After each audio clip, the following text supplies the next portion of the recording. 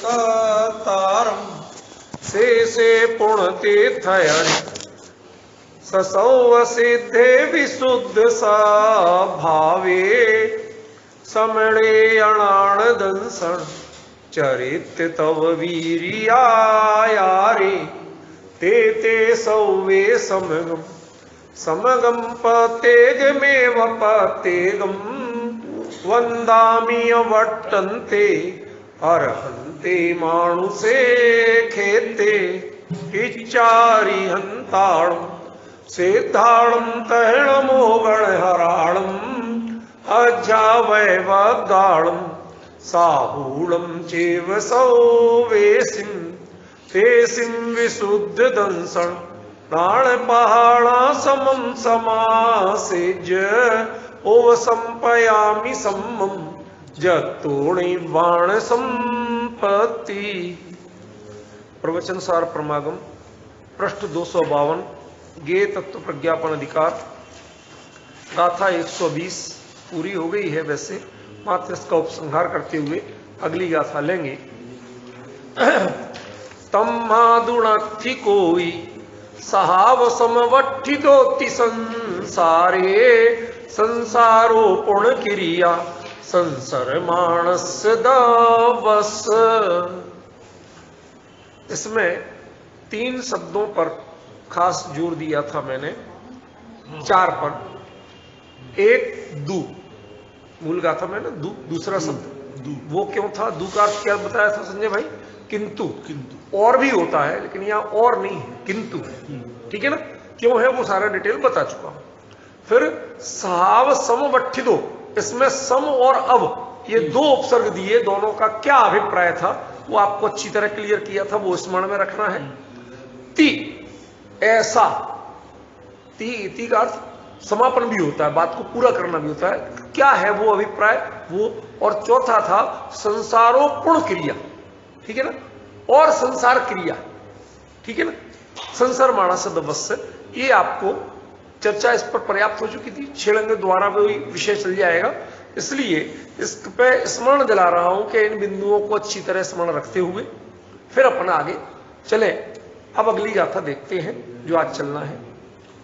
आदा कम्म मलिमसु परिणामं लहदिकम्म संयुक्तम तत्तोसिलिसदि कम्मम कम्हा कम्मम तु परिणामो। इसमें एक बड़ी ही विशिष्ट बात कह रहे हैं, आखिरी जो है, कम्मम तु परिणामो, है कि नहीं? इसको देख के ऐसा लग रहा है पढ़ के कि जो कर्म है, ज्ञानावरणादि कर्म, वो ही परिणाम है।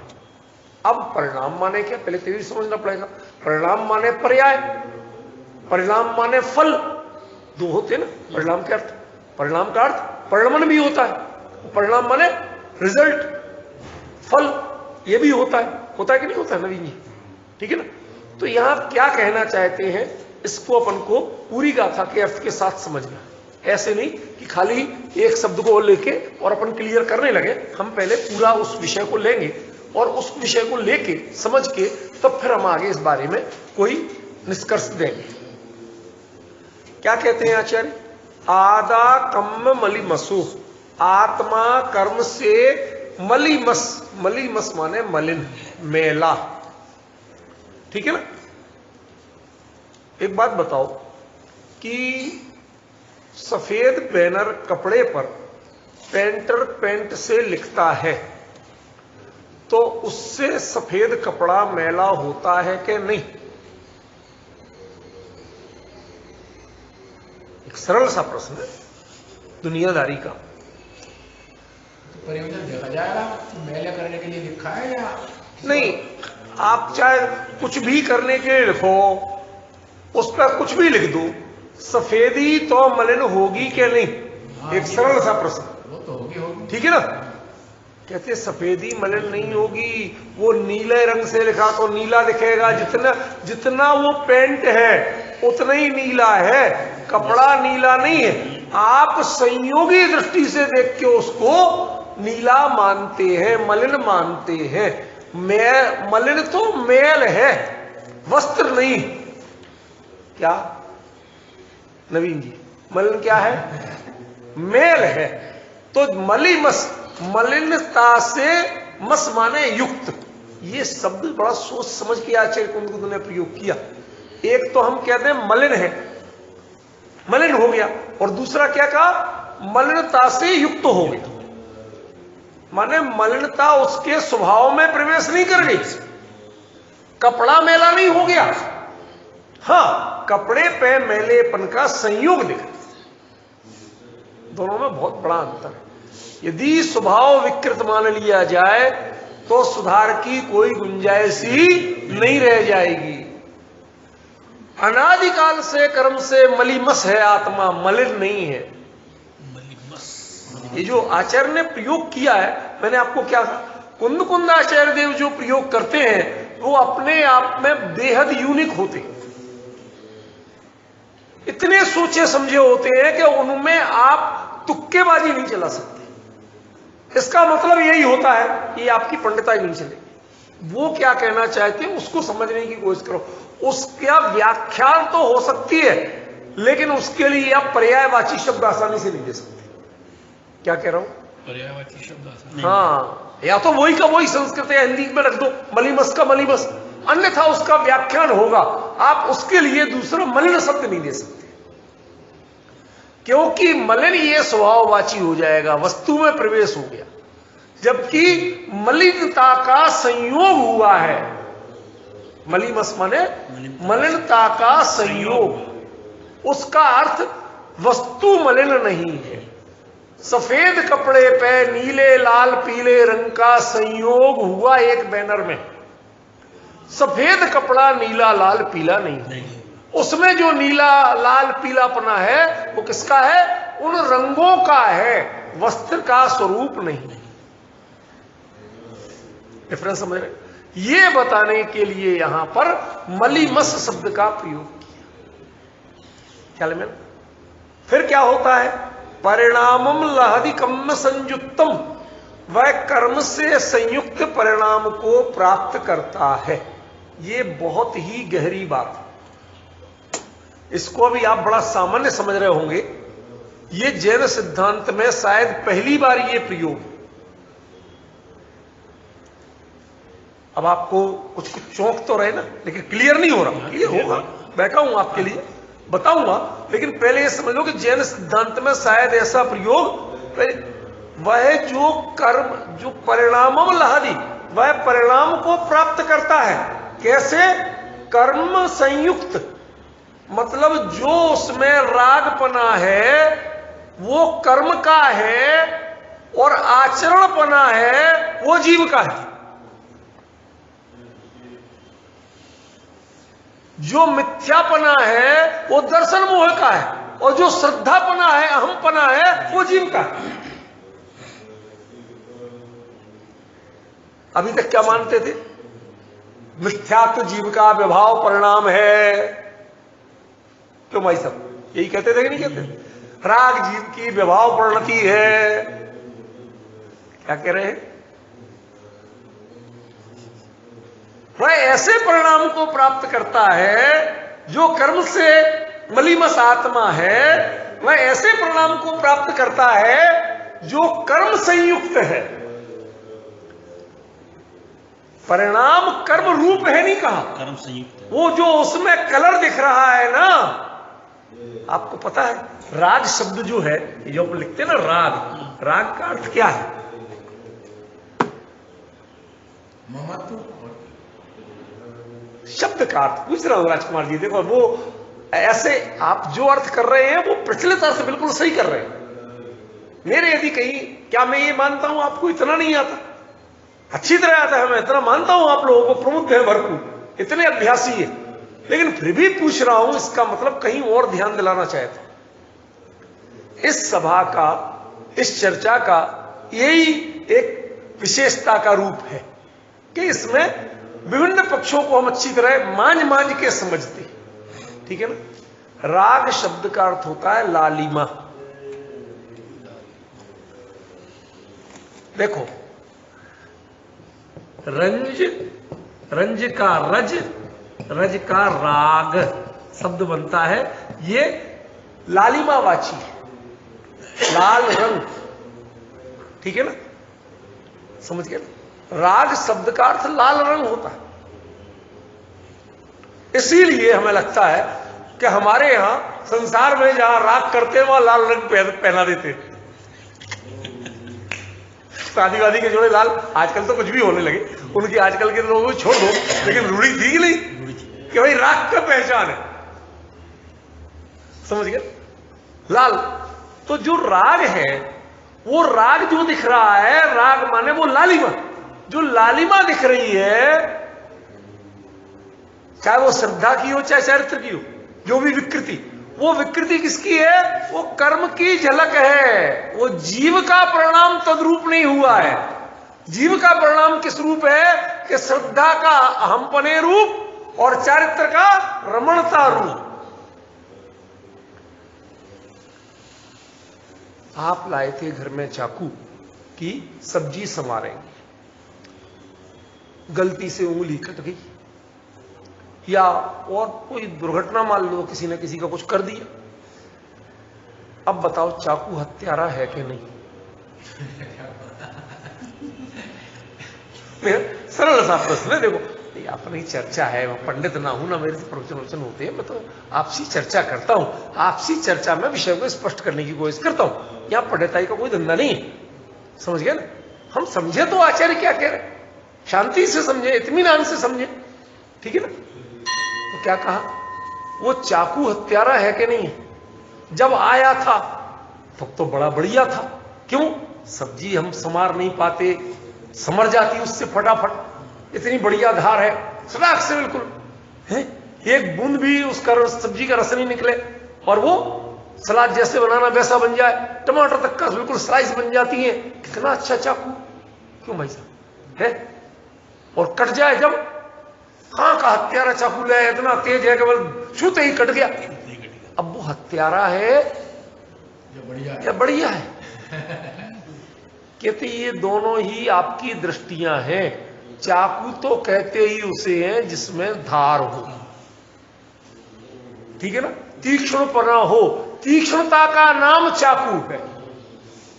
वरना तो धातु का टुकड़ा है, उसका नाम चाकू पड़ा। क्यों भाई साहब, क्यों पड़ा?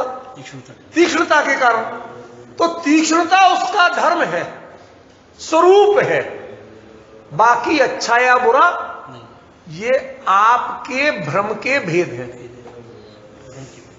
ये आपने अपने अज्ञानता के कारण उस पर नाम दिए।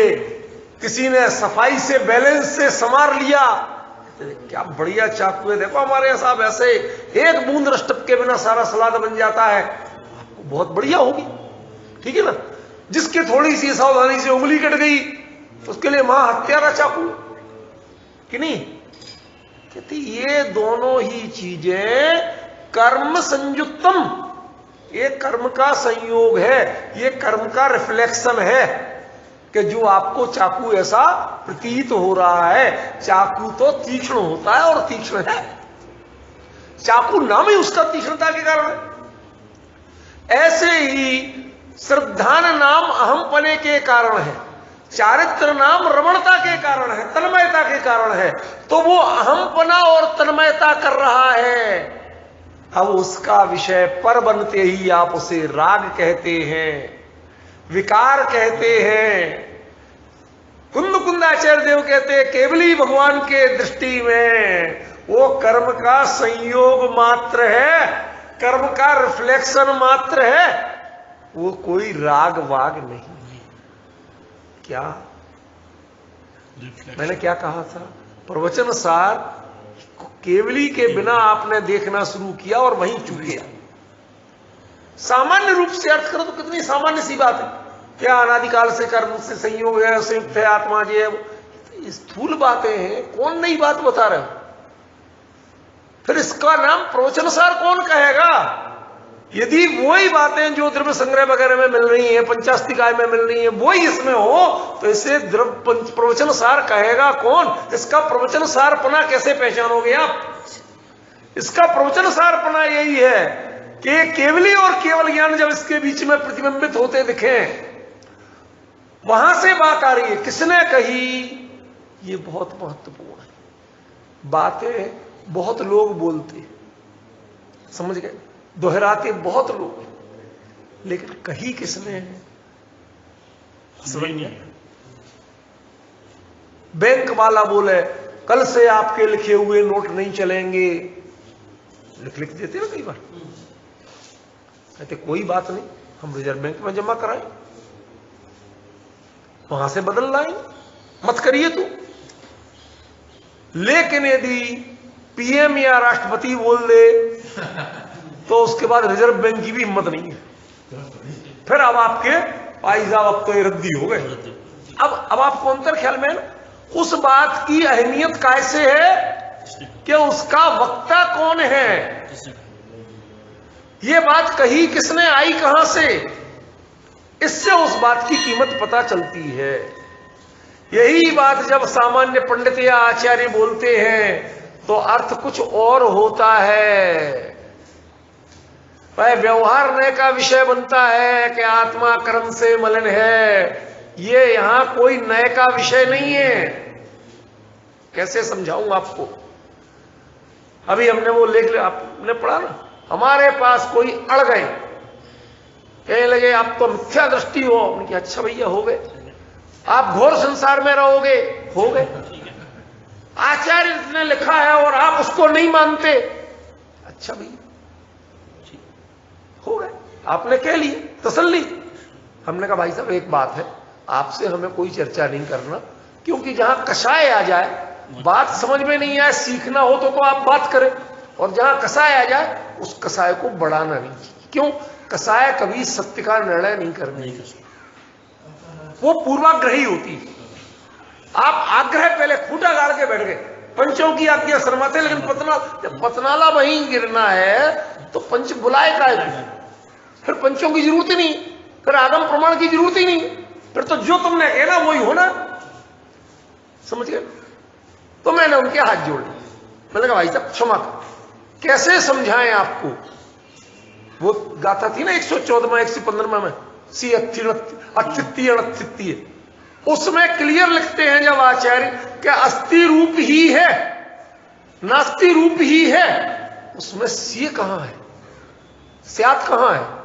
वो टीका का स्यात दिखा रहे हैं। मैंने कहा हम टीका की बातें नहीं कर रहे, तो आचार्य कुंद ने क्या लिखा वहां की बात कर रहे हैं, उसमें दिखाओ। समझ में? अब वो दुनिया भर की कसाय दिखाई, मैंने हाथ जोड़ भाई साहब कर, हमें कोई एतराज। इसीलिए एक गंभीर विषय मैं लिखता क्यों नहीं, नवीन जी समझ में आया। जिन लोगों को यहां आमने सामने बैठ के जो समझ रहे हैं आप लोग, तो वो बहुत पूरी समझ में आती है, लिखने में उतना विस्तार नहीं आता, लिखने में टू द पॉइंट लिखा जाता है। अब वो लोगों को समझ में नहीं है, हाय साहब उन्होंने लिखा, वो 50 प्रमाण दिखाएंगे। अब मैंने साफ साफ लिखा कि इसमें आगम प्रमाण नहीं चलेंगे, इसमें केवली कयासो प्रमाण वो चलेगा। समझ गए? केवली के आधार से बात करो आप, अन्य क्षोभसम ज्ञानियों के आधार पर बात मत करो। उस दृष्टि से इसका व्याख्यान करो तो अर्थ मिलेगा, वरना यही सामान्य चर्चा हो जाएगी। व्यवहार ने कहता है कि आत्मा अनादिकाल से कर्म से मलिन है, क्यों भाई साहब, है कि नहीं? तो लगा दो इस पे व्यवहार में। फिर वही कुंद जो समय सार में हरकदम पे व्यवहार नहीं कहता है, व्यवहार लो भाषदी, इसमें क्यों नहीं दिया उन्होंने? बात समझ में आ रही नहीं है? ये केवली की दृष्टि में ये सही है कि जो आत्मा कर्म के संयोग से युक्त है, उसके परिणाम जो होते हैं वो कर्म से संयुक्त प्रतीत होते हैं। लेकिन केवली को 1% भी डाउट नहीं है कि इसके श्रद्धालुओं ने श्रद्धा का काम करना छोड़ा और चारित्र गुणों ने चारित्र का काम करना छोड़ा, कोई गुण ने उसका अपना काम छोड़ा नहीं है। वो जो करता था वो ही कर रहा है। कर्म का संयुक्त है, ये सही, उसमें झलक किसकी है? कर्म की झलक है, लेकिन वो उसके स्वरूप में नहीं। समझ गए? फिल्म के पर्दे पे सारी फिल्म के रंग बिरंगे कीचड़, खून की होली, सब कुछ दिखाई देता है, लेकिन भाई साहब मैनेजर को कभी ड्राई क्लीन कराने की चिंता नहीं होती। क्यों? उसे पक्का विश्वास है कि मेरा पर्दा तो चकाचक सफेद, इसमें दाग नहीं है। समझ गए ना? ये फिल्म से ऐसा दिख रहा है, इसमें कोई शक नहीं, लेकिन ये ऐसा हुआ नहीं है, इसमें भी कोई शक नहीं। जो पानी ऊपर जा रहा है फुहारे का, उसमें लाइट के कारण रंगीन दिख रहा है, ये सही है, लेकिन इसमें जो रंग हैं वो लाइट के हैं, वो पानी के नहीं है। पानी लाल पीला नीला हुआ नहीं है। ये चलाने वाले को पक्का विश्वास है, वरना नीचे के पानी को फिल्टर करना पड़े। समझ गए? कोई टेंशन नहीं। उसी समय आप कैसे समझते हैं? प्रत्यक्ष से नहीं समझते, आप समझते हैं श्रद्धान से कि हाँ हमारा पानी मैला नहीं हुआ, हमारा पर्दा मैला नहीं हुआ, लेकिन केवल ही उसी से, केवल ज्ञान में अनंत को, उसका नाम ही क्या है? देखो एक बड़ा रहस्य बताता हूं आज आपको नवीन जी, प्रसन्नता होगी आपको, आप सभी गुणग्राही हैं, कुछ चीजें बताने में आनंद आता है। देखो अनंत शब्द और केवल शब्द, इन दोनों में क्या समानता और क्या असमानता है? भाई केवल ज्ञान को अनंत ज्ञान कहते कि नहीं कहते? ठीक है ना? फिर उसे केवल क्यों कहा? उसके बाद कुछ नहीं। राजकुमार जी, कोई बात यदि मैं छेड़ रहा हूं तो उसके पीछे कुछ गहराई है। वो सामान्य तो आप जो सब कह रहे हैं वो बिल्कुल सही। अनंत जो है वो जिनवाणी में, सिद्धांत में अनंत नाम मिथ्यात्व का है। अनंतानुबंधी, अनंत के साथ अनुबंध रखने वाली, मिथ्यात्व के रहते रहती है और मिथ्यात्व के जाते चली जाती है। अनंतानुबंधी। संजय भाई ये कहां से कहां, कहीं नहीं पहुंचा रहे। जो जिनवाणी में लिखा हुआ है वो बता रहे हैं, सिद्धांत की बात कर रहे हैं। ख्याल में ना? केवल, केवल माने प्योर, प्योरिटी, ये इंपॉर्टेंट है। अनंतता, ये अनंत का अर्थ वो भी होता है जो आप लेते हैं, उससे हमें विरोध नहीं है, लेकिन केवल ज्ञान को केवल कहा गया, यद्यपि अनंत चतुष्टय में उसे अनंत भी कहा गया है, मैं विरोध नहीं कर रहा हूं, पर मैं एक दृष्टि बता रहा हूं कि इसको बार बार केवल दर्शन, केवल ज्ञान, समझ में? ये जो कैवल्य, एक शब्द और चलता है, वो क्या है? कैवल्य। जो अनंतता को प्राप्त हुए, उस अनंतता के लिए एक शब्द क्या चला? कैवल्य को प्राप्त हुए। सुना हो? बौद्ध दर्शन में जो भगवत्ता और अरहतपना, या जो भी कहें आप अपने हिसाब से, उसकी प्राप्ति, उसको वो कैवल्य लाभ बोलते हैं। क्या बोलते हैं? कैवल्य की प्राप्ति या कैवल्य का लाभ। समझे? अब जरा आप सोच के देखिए कि कैवल्य क्यों कहा, अनंतता क्यों नहीं कहा? क्यों?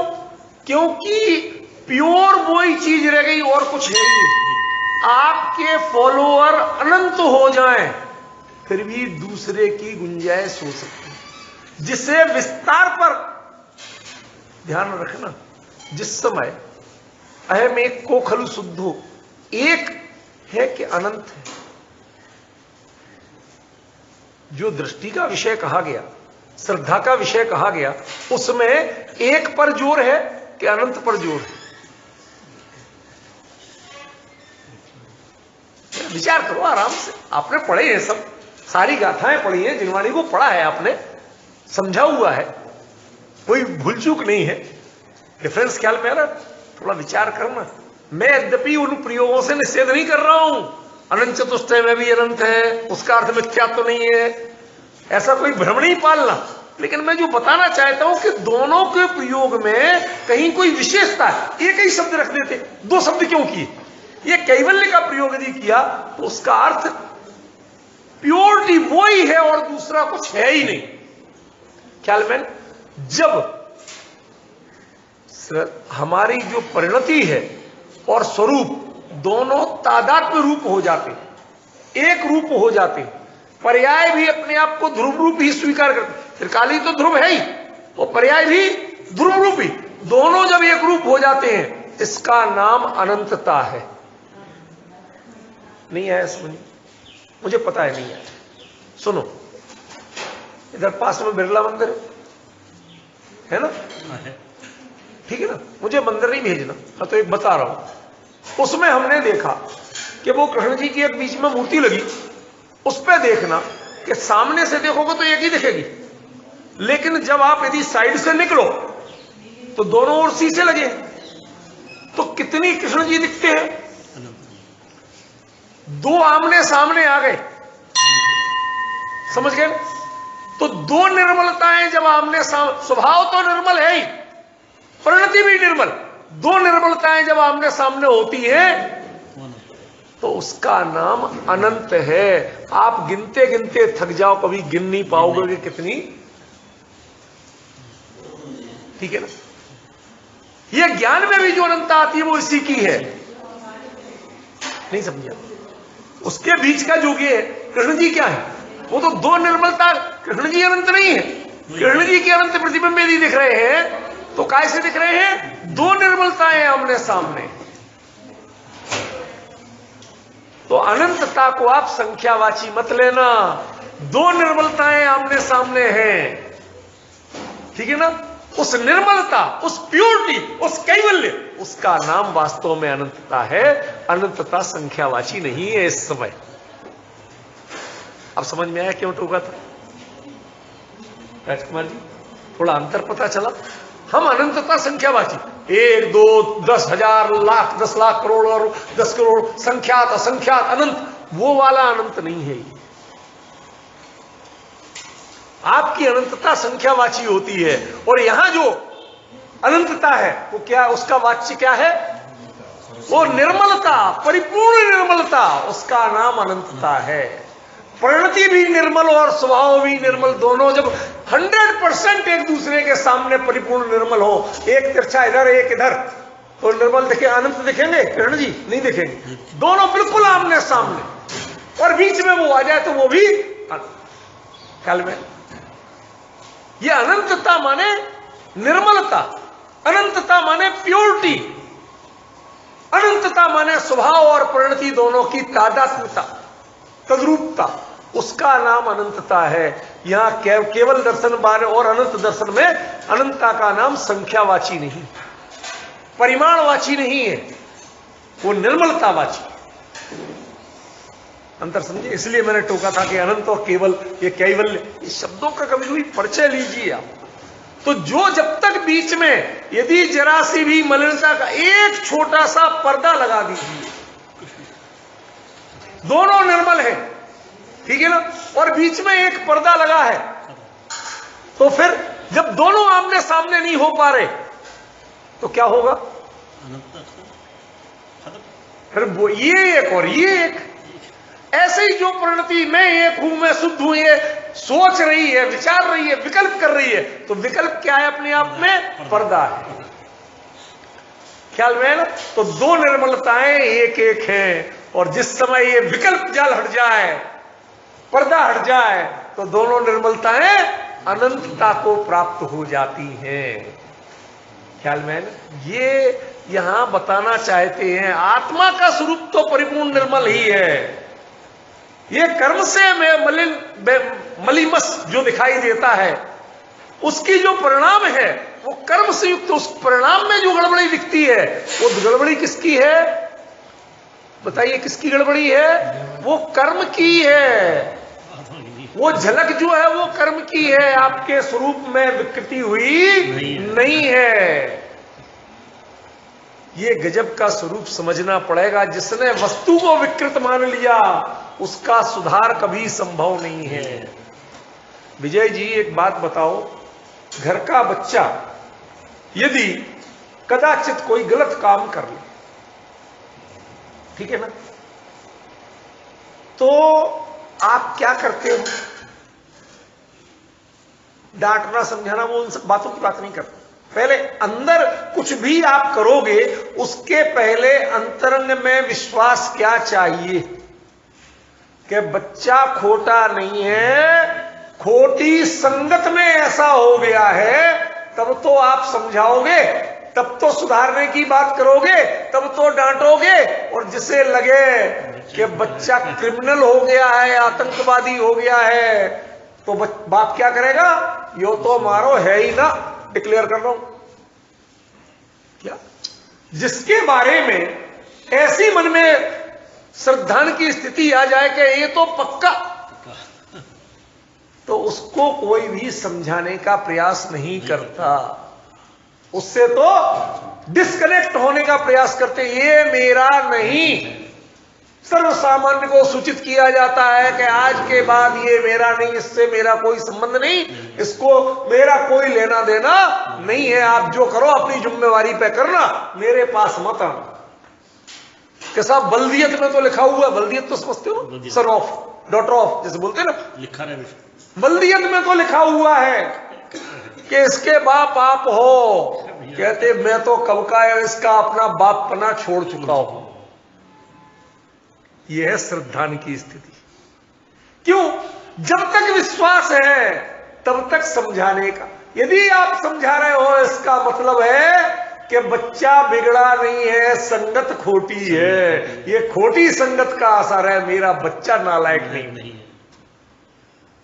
ऐसे ही आचार्य देव आपको समझा रहे हैं, संजय भाई, इसका मतलब आप पर कितना बड़ा भरोसा है कि आप गंदे बच्चे नहीं हो।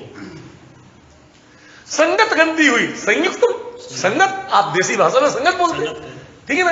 ये कर्म की संगत है जो ऐसी गड़बड़ी दिख रही है, इसके स्वभाव में ऐसी चीज गई नहीं है। हम अंदाज लगाते हैं और केवली साक्षात जानते हैं, बस ये अंतर। क्या बच्चा नहीं बिगड़ा है, हमारा हो ही नहीं सकता ऐसा, ये हम अनुमान लगा रहे हैं। बुरा मत मानना, जिनके बच्चे बम विस्फोट करते हैं उनके माँ बाप ने भी इस दिन के लिए पैदा नहीं किया था, उनके मन में भी एक बार विश्वास नहीं होता कि मेरा बच्चा तो ऐसा कर नहीं सकता, लेकिन जब कर दिया तो उसके बाद में डिस्कनेक्ट। भाई अब जब इसका श्रद्धा नहीं ऐसा हो गया, उसको क्या कहें ख्याल में वास्तव में। लेकिन जो केवली भगवान है उनकी दृष्टि में तो बड़े से बड़ा अपराधी भी अपराधी नहीं है। नहीं आया समझ? कैसे? एक बात बताओ, जब महावीर का जीव शेर की पर्याय में हिरण को मार के खा रहा था, आप तो वो दृश्य नहीं देख सकते। 2 दिन रोटी नहीं खाई जाए, यदि वो दृश्य भी ख्याल में आ जाए, ठीक है ना?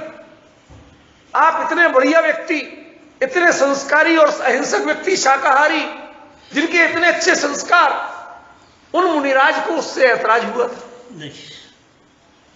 उसी अवस्था में आके संबोधन दिया था। उस अवस्था में उन्हें विश्वास था कि ये स्वरूप से भगवान है, बस पर्याय में भगवान बनने की देर है। हमारा काम कितना है कि इसे स्वरूप को समझा दो, ये पर्याय में बन जाए। क्यों भाई साहब, यही हुआ था कि नहीं हुआ? यदि ये विश्वास उन्हें नहीं होता तो उसे समझाने आते? आप जाओगे, कोई शेर चिड़ियाघर में खा रहा हो, आप जाओगे समझाने?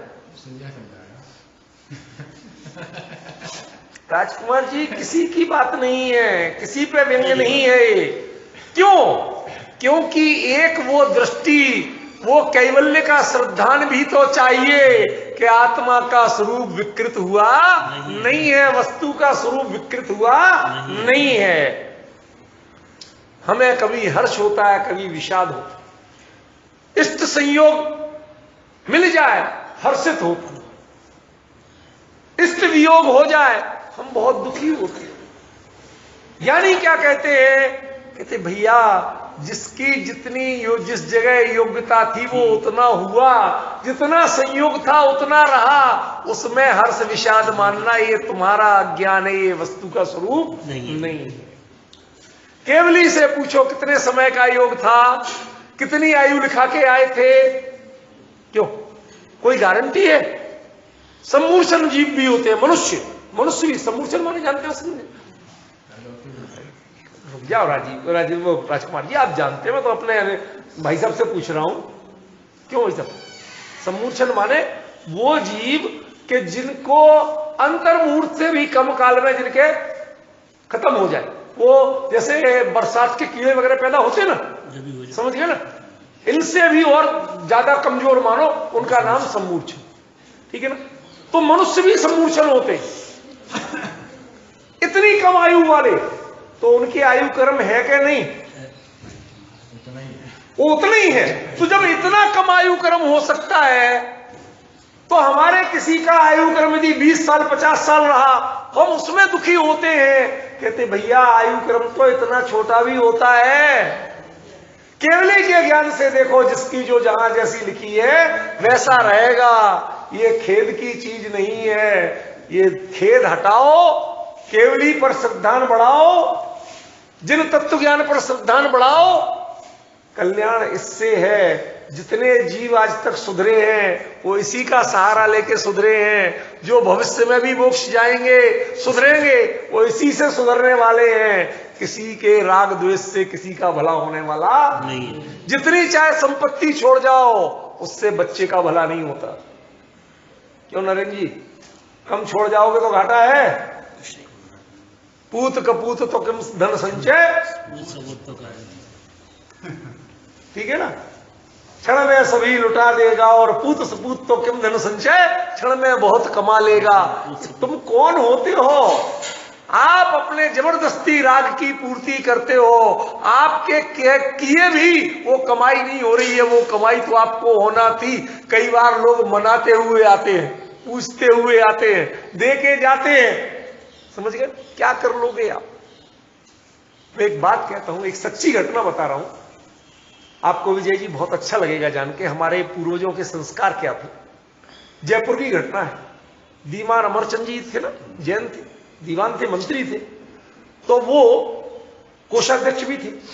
तो वो रात को चुपचाप शहर में, गांव में घूमते थे कि कहीं कोई व्यक्ति बाकी में परेशान तो नहीं है। देखो अपने कर्मोदय से जो है, पर मतलब ऐसा तो नहीं कि खजाने में पैसा है, मेरे जैसा दीवान है और उसके बाद वो भूख से मर रहा हो। तो उन्होंने सुना कि एक झुपड़िया के अंदर एक मां, बूढ़ी दादी, वो अपने पोते को समझा रही है कि बेटा मुझे पता है तुम 2 दिन से भूखा है, आज भी मैंने बहुत कोशिश की, काम नहीं मिला, बूढ़ी को देख के सब भगा देते, कोई मजदूरी तक नहीं करा था, पर मैं कल कहीं ना कहीं से इंतजाम करके तुझे खिलाऊंगी, आज तो तू सो जा। वो रो रहा है, अम्मा बहुत तेज भूख लगी है, 2 दिन से दाना भी नहीं मिला, मेरे पेट में ऐसा हो रहा है, कुछ तो दे दे खाने। अब वो उन्होंने बाहर से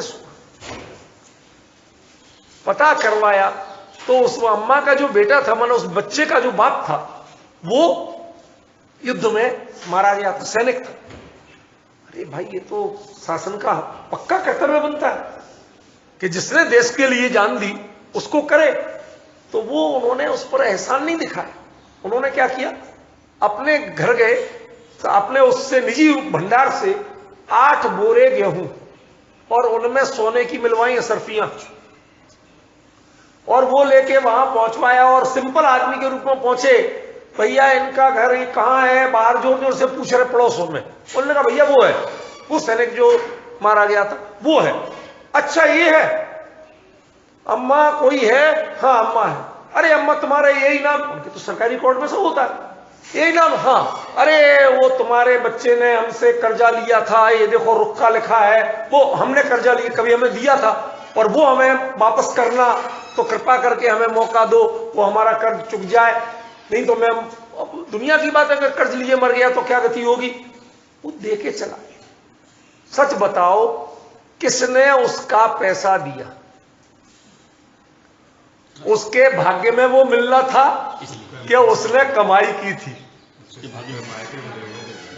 जब तक अशुभ कर्म का उदय था, 2 दिन से बच्चा भूखा था, और तीसरे दिन खीर मोहन भोग यदि खा रहा है, तो वो उसका उस समय में वैसे ही योग था। एक कैवल्य दर्शन है। केवली के ज्ञान में वस्तु का स्वरूप बहुत क्लियर आता है। जो राग द्वेष करते हैं वो कौन है? वो अज्ञानी है, क्योंकि उन्हें पता ही नहीं है कि वस्तु का परिणमन कैसा हो। कितना गजब का वाक्य है। परिणामम लाधिकम संयुक्तम, वह कर्म से संयुक्त परिणाम तत्तो सिलिसदि कम्मम। ये सिलिसदि का अर्थ क्या है मुझे पता है, आज पाठ है, सही समय पे पूरा करूंगा तो आप लोग जो सहज चलता है उससे आप लोग पूरा लाभ ले सकेंगे। अब ये भी स्वाध्याय आज 26 साल से चल रहा है, 1 घंटा जो चलता है, मैं और थोड़ा सा करूंगा। देखो शब्द क्या है? सिलिसदि, यही है ना? हाँ, ये सिलिसदि क्या है? शिलिष्यति, शिलिश, शिलिश माने ये जो वर्ब है ना, धातु है ना, इसका अर्थ होता है चिपकना। जैसे कोई चीज किसी से चिपक जाती है। इसके लिए आचार्य नेमिचंद्र सिद्धांत चक्रवर्ती ने गोमटसार में एक अच्छा दृष्टांत दिया। वो कहते हैं कि जैसे कोई व्यक्ति अच्छी तरह तेल मालिश करके, भरपूर तेल चुपड़ के, ठीक है ना, और विविध प्रकार के शस्त्र लेकर के और खुले जंगल में जाकर के व्यायाम करता है, तो उससे दुनिया भर के पेड़ पौधे घास फूसे कटते हैं, छिटते हैं, भिनते हैं, धूल उड़ती है और वो धूल उससे चिपकती है। तो ये बताओ, उसने जो तेल लगाया था, तेल का एक नाम क्या है? स्नेह, और स्नेह का दूसरा नाम क्या है? राग। पता है? एक राग माने कलर था, एक राग माने चिकनाई, समझे? स्नेह शब्द का अर्थ ही तेल होता है। स्निग्ध माने चिकना, बोलते कि नहीं बोलते? हाँ, स्नेह युक्त। तो वो जो चिकनाई है उसके कारण से वो सारी चीजें आके चिपक जाती हैं। और आप में यदि चिकनाई नहीं लगी हो तो धूल आती है, झड़ जाती। रेगिस्तान में जो रहते हैं, अरब कंट्रीज में, हमारे राजकुमार जी खूब गए, ठीक है ना, वहां कहते साहब 7-7 दिन तक कपड़े मैले ही नहीं होते, खूब धूल उड़े, झड़ जाती है। क्यों? उसमें चिपकने का साधन नहीं है ना। यदि पसीना हो तो चिपक जाए, फिर मैला हो। यदि वो नहीं है तो चिपकने का साधन नहीं, धूल में चिपकने का गुण नहीं है। समझ गए? ऐसे ही आत्मा में राग हो तो कर्म परमाणु चिपकते हैं, और आत्मा में राग नहीं हो तो कर्म परमाणु नहीं। तो ये जो तत्व सिलिसदि, किससे? वो जो कर्म के संयोग से आत्मा में राग है, तत्व, उससे सिलिसदि कम्मम। वास्तव में कर्म किससे बंधते हैं? 5 मिनट और लेता हूं, थोड़ा सा इनके जो पाठ है उस पर बोल दूंगा, अच्छा लगेगा। विजय जी हमारे आजकल यहाँ नहीं रहते, साउथ एक्स पहुंच गए, लेकिन हमारे बहुत पुराने परिचित और बहुत आत्मीय व्यक्ति हैं, तो थोड़ा सा उनके लिए भी बताऊंगा। तो क्या करें, कभी आपने भैंस बांधी, चलो गाय बांधी, हमें कोई ऐतराज नहीं सुनो, तो गांठ किसमें लगाई थी? भैंस में कि रस्सी में? बांधी भैंस है। तो आप भैंस बांधी क्यों कह रहे हो? रस्सी बांधी कौन है? बंधती कौन है? रस्सी के भैंस? रस्सी बनती है। गांठ किसमें लगी है बताओ? तो रस्सी बंधी कहलाई कि भैंस कहलाती? भैंस बंधी है। अब वो निकल के नहीं भाग पा रही, ये बात अलग है, लेकिन वास्तव में बंधी कौन है? बंधन किसमें हुआ? ऐसे ही कर्म का कर्म परमाणु से ही बंधन होता है। आत्मा छूट के नहीं भाग पाता तो भैंस की तरह बंधा हुआ कहा जाता। पर गांठ कभी भी, बंधन कभी भी, श्लिष्टता कभी भी आत्मा से नहीं होती है। उससे वो जो कर्म परमाणु दुनिया में डोल रहे थे, वो आके यहां आके इकट्ठे हो जाते हैं, बंध जाते हैं। तम्हा कम्मम तु परिणामो, और तम्हा का अर्थ यहां हेतु नहीं है, उसके कारण जो कर्म होते हैं, जो भी क्रिया, यह कर्म माने क्रिया, वह क्या है? परिणाम, वह उसका परिणमन है, फल भी नहीं है। फल नहीं है, परिणमन है। ये जो उसका कर्म जो होता है, ये संसार चक्र जो चल रहा है, ये कैसे है? ये इसी से चल रहा है। हमने भ्रम से उसको माना, और जिसने भ्रम से माना वो वैसा हो गया। आपने अपने आप को मान लिया कि मैं ऐसा हो गया, दुनिया में लोग कहते हैं भूत चढ़ गया, भूत बोलते कि नहीं, मान लिया, चलती है। मान लिया। एक बात बताओ, नाराज नहीं होना, ज्यादातर भूत लेडीज को ही क्यों चिपटते हैं कंपैरेटिवली, पुरुषों को क्यों नहीं? आप जितनी घटनाएं पढ़ेंगे सुनेंगे, पुरुषों को भी होता है, ऐसा नहीं है, लेकिन ज्यादातर क्यों? क्यों? किसी का मनोबल स्ट्रांग है और किसी का मनोबल कमजोर। जिसका मनोबल कमजोर होगा उस पर दूसरा हावी होगा, जिसका मनोबल मजबूत होगा उस पर कोई क्या हावी हो। समझ गए ना? ये तो दृष्टांत है मनोवैज्ञानिक। ऐसे ही जिसका मनोबल कमजोर होगा, आत्मबल कमजोर होगा, संसार में कोई संयोग हुआ हम हर्षित होने लगे, कोई वियोग हुआ हम रोने लगे। वो एक प्रथमान योग में दृष्टांत आता है, कथा है, कहीं पर कोई धुनिया था, धुनिया समझते हो, रुई धुनने वाला। आजकल तो मशीनें आ गई, पर पहले वो धुन धुन धुन करता था ना ऐसे। तो वो धुनने वाला वो गया समुद्र के किनारे टहलता हुआ, रोज जाता था। तो वहां बंदरगाह था, तो वहां पे आके 2 रुई के बड़े बड़े जहाज भरे हुए आके लगे बंदरगाह पे। अब वो बेचारा टेंशन में, इस पूरे गांव में एक अकेला मैं धुनने वाला, मैं एक आध गांठ नहीं धुन पाता, और ये 2-2 जहाज, इनमें सैकड़ों गांठें लदी हुई है रुई की। मैं कब तक धुनूंगा, कौन धुनेगा, कौन धुनेगा, कौन धुने? वो छाती पीटी के रोने लगा। ये भूत चढ़ गया। अब वो आ गया घर में रोते हुए, क्यों रो रहे? अरे इतना काम आ गया, मैं से मेरी 7 पीढ़ी नहीं निपटा सकती। अब वो राजा कह देगा तो मैं क्या करूंगा, कहां से करूंगा, मैं तो मरा। अब अगले दिन कोई नहीं आया उसके कहने, अगले दिन गया फिर घूमने, दोनों जहाज चले गए थे। अरे इतना बड़ा काम आया था, मैं तो लुट गया। मैं सारी जिंदगी करता तो कमी नहीं पड़ती, वो तो लुट गया। कौन आया और कौन गया, किसके लिए आया, किसके लिए गया? वो अपनी चाल आए थे, अपनी चाल गए।